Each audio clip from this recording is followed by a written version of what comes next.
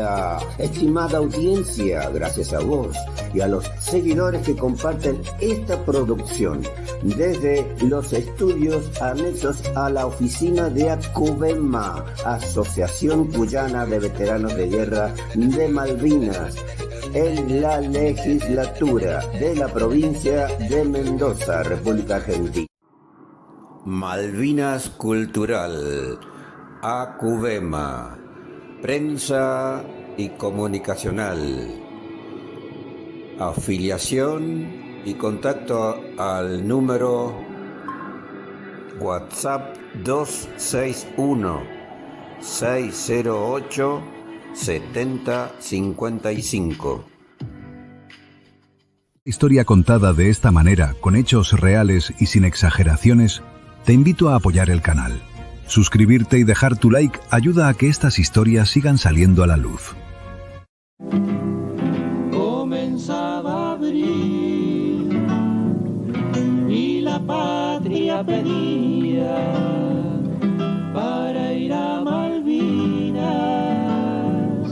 hombres de valía, parten de Mendoza como en nuestra historia, jóvenes valientes que honrarán memorias, aún es vendimia, recuerda Cuyano, la sangre de Cristo va contigo, hermano, besa tus montañas antes de partir, tal vez sea la gloria y debas morir.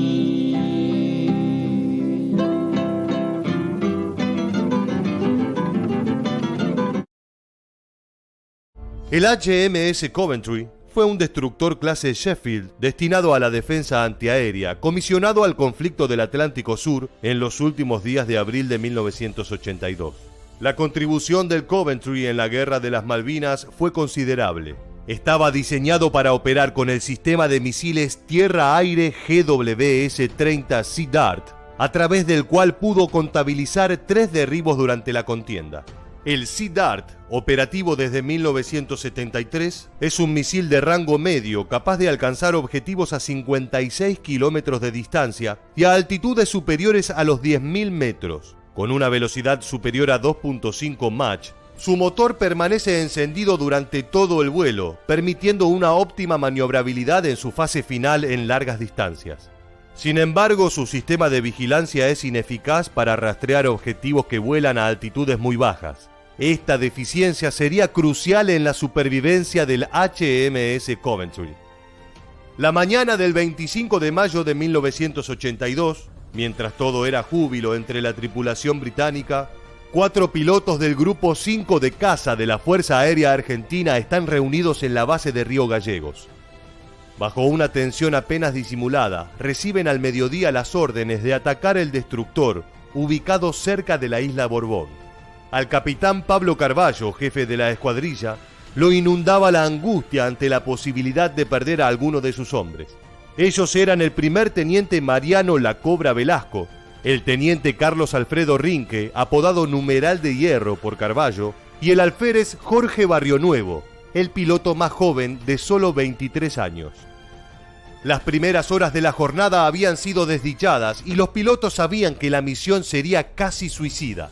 Solo tenían el consuelo de la posibilidad de honrar a sus camaradas caídos precisamente en el Día de la Patria. Mientras tanto, ¿qué sucedía a bordo del Coventry? El teniente coronel Jamie Miller recibe apenas 15 minutos pasados del mediodía un mensaje escalofriante del servicio secreto infiltrado. El ataque es inminente. 2 horas después, 4 puntos aparecen en sus radares a 420 kilómetros de distancia.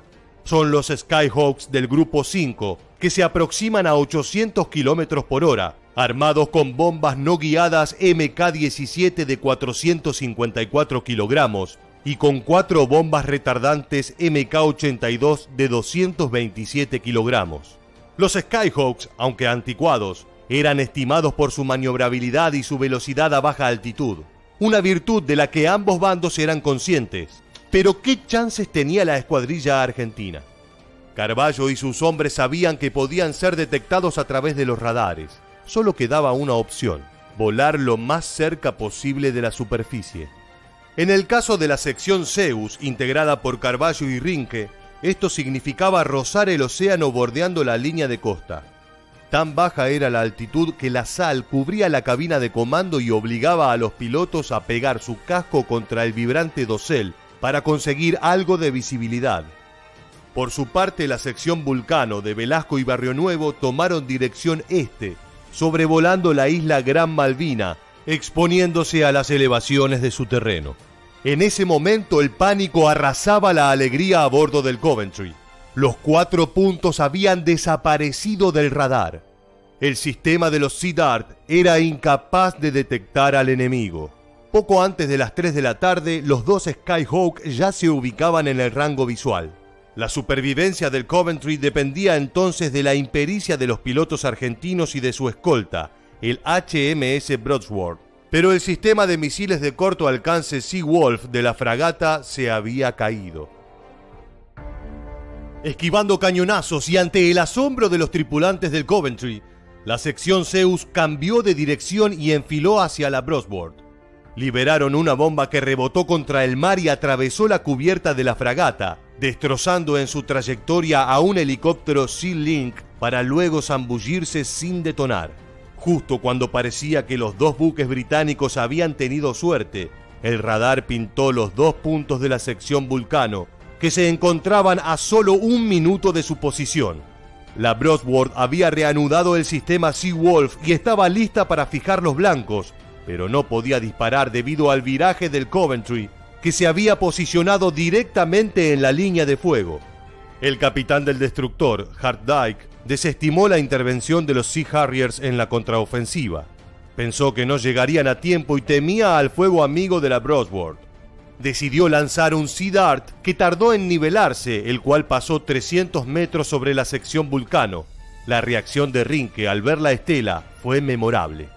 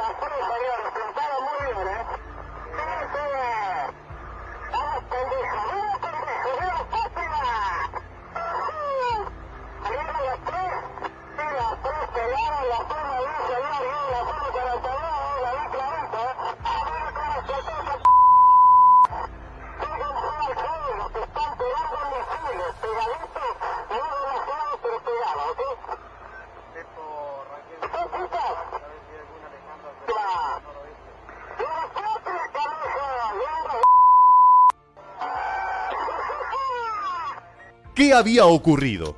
En una maniobra defensiva, el Coventry había decidido virar bruscamente para lograr una mejor posición de lanzamiento, dejando al descubierto su banda de babor. Cobra Velasco ganó entonces altura y 50 metros antes de sobrepasar el destructor, lanzó 3 bombas MK-82, 2 de las cuales condenaron la embarcación. Una de ellas explotó dentro de la sala de computadoras, incapacitando a su plana mayor. La otra entró a la sala del motor delantero, lo que provocó que el barco comenzara a escorarse a babor. El golpe de gracia fue dado por Barrio Nuevo, el pibe, cuya bomba causó el daño crítico que rompió la barrera cortaincendios entre el motor anterior y posterior, dejando el buque a merced del fuego. Entre frenéticas maniobras evasivas, la cuadrilla fijaba el curso para regresar. En 20 minutos el HMS Coventry había sido abandonado y totalmente escorado. 19 tripulantes perecieron y 30 resultaron heridos. Poco después fue tragado por el Océano Atlántico. A pesar de haber proporcionado una adecuada cobertura antiaérea, haber derribado 3 aviones argentinos y haberse sacrificado exponiendo su posición, ningún tripulante del HMS Coventry recibió condecoraciones por su bravura. Para los pilotos argentinos, no hubo gloria más grande que celebrar una cacería exitosa en el Día de la Patria.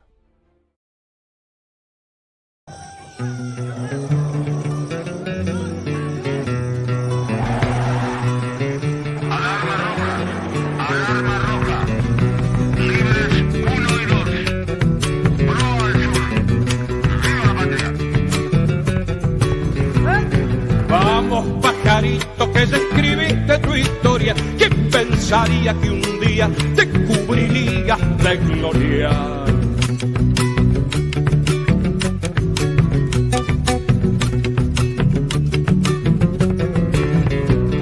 Guapeando en el aire al invasor lo frenaste, otro salvaje del cielo sorprendiste con coraje.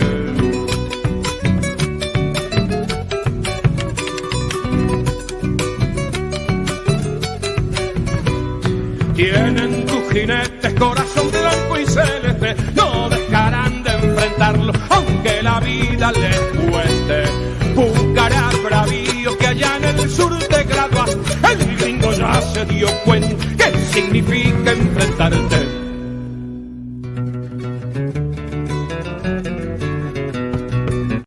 Imaginemos un diario que cuente todo lo que pasó en Malvinas, desde su fundación hasta hoy. Imaginemos también que hay algunas hojas que no se dieron a conocer. Imaginemos que esas hojas son las que vamos a leer ahora. 15 de julio de 1829. Llega a las islas María Sáez. Lleva consigo un diario que se convierte en un documento muy valioso para conocer la vida cotidiana en las islas. Es la primera cronista de Malvinas. Participa en la fundación de Puerto Luis, primer poblado argentino, junto a gauchos, criollos, negros y europeos. 1829. La negra Francisca, perteneciente a la población afro, es protagonista junto a su hijo Daniel del primer nacimiento en las Islas Malvinas. 5 de febrero de 1830. Nace Malvina Bernet, la primera argentina nacida en las islas, hija de María Sáez y Luis Bernet. 1831. Llega a la isla María la Grande, cacica de los tehuelches, invitada por Luis Bernet, comandante político y militar de las islas, para el intercambio comercial con el continente. Sus dominios van desde el estrecho de Magallanes hasta Río Negro. 28 de septiembre de 1966. Operativo Cóndor. Un avión es desviado y aterriza en la isla. Se despliegan 7 banderas argentinas y se distribuye material impreso reivindicando la soberanía sobre las islas. Entre los 18 jóvenes patriotas hay una sola mujer que es fundamental en el operativo: María Cristina Berrier, periodista y dramaturga. 1974 a 1982. Maestras argentinas viajan desde el continente y se establecen en Malvinas para enseñar español a pedido de los propios malvinenses.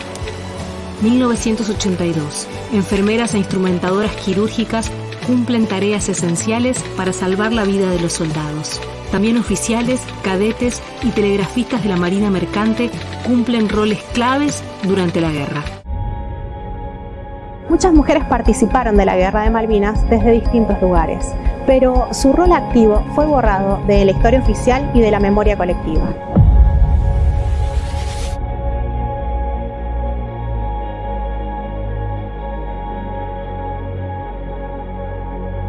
Ocultaron a aquellos que habían estado combatiendo, pero ocultaron también a las mujeres que fueron a la guerra.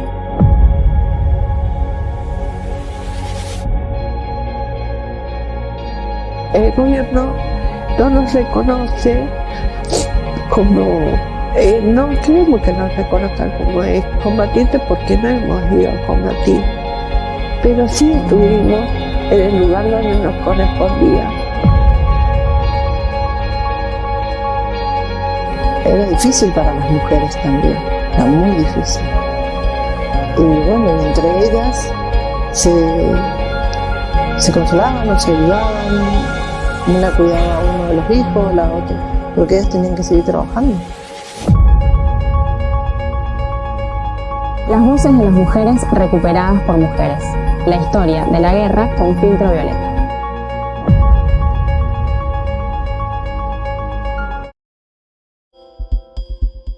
Malvinas plantea preguntas que no tienen respuesta cómodas ni fáciles. Sin embargo, es sinónimo de la recuperación de nuestra comunidad y nuestra nación, con todos los signos incluidos. En este capítulo vamos a contarte cómo la antropóloga Rosana Guber indaga en los lazos que se crearon entre los participantes del conflicto de Malvinas de ambos bandos después de 1982. El 8 de junio de ese año, al sur de Puerto Argentino, un avión de nuestra Fuerza Aérea, comandado por el primer piloto Carlos Cachón, lanzó una bomba que terminó con un buque británico. Años más tarde, como consecuencia de esa operación militar, nació una inesperada fraternidad entre el piloto y un sobreviviente de ese ataque.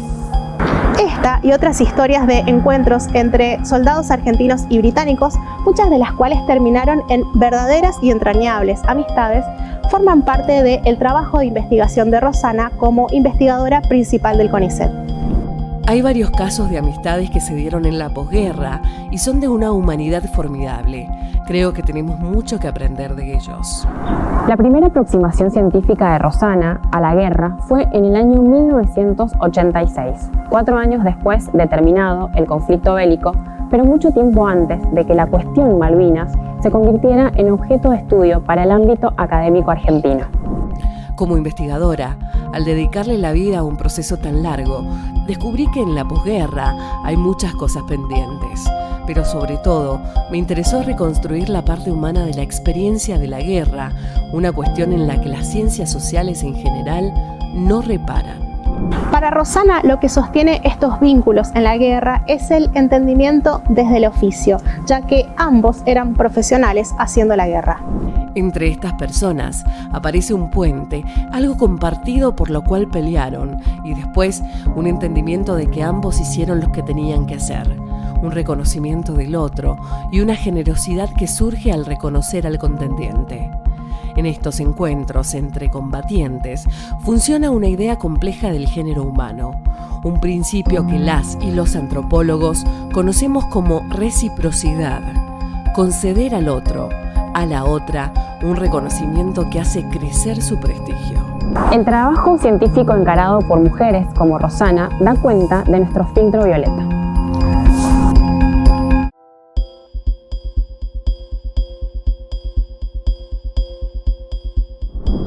En este capítulo vamos a contarte la historia de la hija de un combatiente de Malvinas. Una niña que cuando extrañaba a su padre ponía los cassettes que él mismo le enviaba para sentir que estaba cerca. Fue algo bastante fuerte para todos nosotros. Yo tenía 5 años cuando él se fue. La única que tenía contacto con él, creo que era una vez por mes o una vez por semana, era mi mamá, que iba a la Fuerza Aérea y se comunicaban por radio. Nosotros nos comunicábamos con él y le sentíamos la voz a él en cassette. Ellos grababan cassette y cuando venía alguno de los compañeros de él nos grababan, nos daban y nos escuchábamos, y ahí es cuando le escuchábamos la voz a mi papá. Janina es una mujer trabajadora mendocina que lucha todos los días por sacar adelante a sus 6 hijos e hijas. Su padre, Jorge López, más conocido como el Ciervo entre sus compañeros de Malvinas, vive actualmente en la provincia de Buenos Aires y combatió como miembro de la Fuerza Aérea Argentina. Y yo estoy orgullosa que mi papá haya estado ahí y que nos cuente todo lo que vivió, porque no fue fácil. Ellos hacían las guardias y cuidaban a las personas, y para que a su vez no invadieran Puerto San Julián. Ellos estuvieron a punto de invadir y ellos lo impidieron. Tenían que cuidar a las personas a su vez que vivían ahí. Los mismos habitantes de ahí les pasaban café y cosas por entre medio de las ventanas, que estaban todas selladas con madera. En el año 1982, la familia López, al igual que otras familias de militares, vivían en los monoblocks de Guaymallén. El Ciervo López fue el primer mendocino en llegar a Malvinas y el último en volver. A su vez mi mamá y las otras mujeres se tuvieron que ayudar mucho entre ellas, porque fueron muchos meses que estuvieron solas con nosotros. Mi mamá tenía 5 hijos, entonces tenía que andar con nosotros 5, tener la preocupación de que mi papá estaba en la guerra, consolar a mi abuela, a la mamá de mi papá, estaba muy mal. Era difícil para las mujeres también, era muy difícil. Y bueno, y entre ellas se consolaban, se ayudaban, una cuidaba a uno de los hijos, la otra, porque ellas tenían que seguir trabajando. Janina aún tiene recuerdos muy potentes de su infancia, el miedo a la muerte de su padre, extrañarlo muchísimo y la necesidad de escuchar su voz para saber que estaba bien o al menos con vida. Mi hermana era chiquita y recordábamos que ella lo distinguía a mi papá por su voz. Cuando él llegó, por ejemplo, él estaba con barba, bigote, era otro papá, no era el que se nos había ido. Y cuando llegó, ella se dejaba alzar con mi papá, pero por su voz, si no lloraba. Cuando Jorge regresó a Mendoza, nada podía filtrarse, todo era un silencio hermético. No sé cuánto tiempo fue, yo no lo recuerdo exacto, pero sí nos ocultaron mucho, no se hablaba del tema. De a poquito ellos fueron hablando, pero no se hablaba del tema. Hubo un recibimiento, ¿no? Nunca hubo un recibimiento a ellos. Ellos al otro día se bañaron, estuvieron un ratito con nosotros, se bañaron y a presentarse de nuevo a trabajar. Janina afirma que hubo un antes y un después de la guerra, para ella, para su papá, para su familia y para todo el pueblo argentino. En este capítulo recuperamos la historia de una hija que ayer temió por la vida de su padre, pero que hoy está orgullosa de su entrega por el país. Es indispensable rescatar la historia de mujeres que fueron atravesadas por la guerra, en este caso desde su infancia.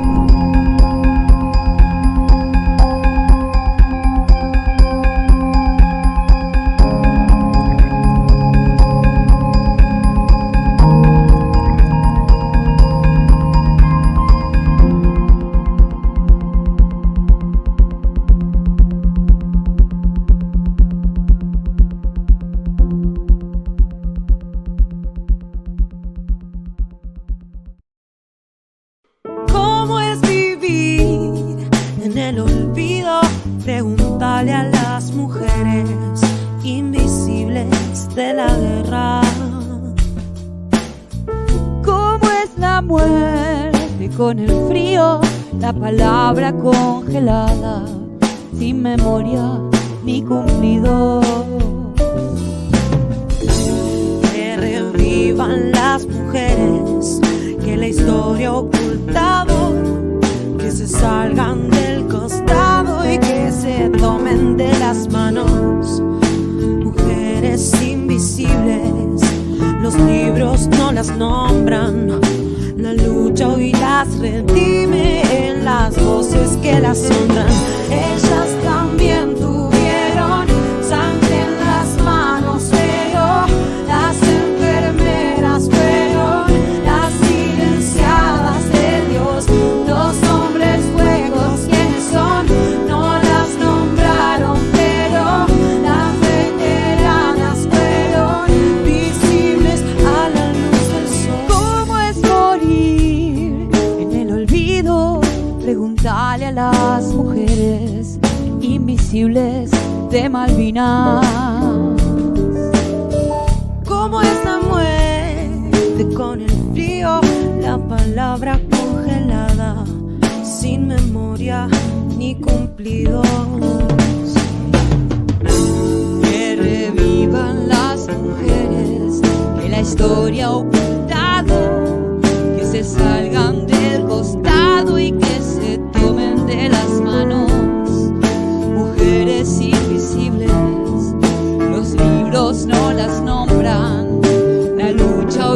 redime en las voces que las honran. Ellas también tuvieron sangre en las manos.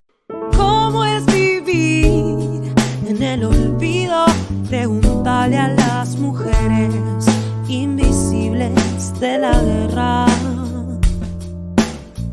¿Cómo es la muerte con el frío? La palabra congelada, sin memoria ni cumplido.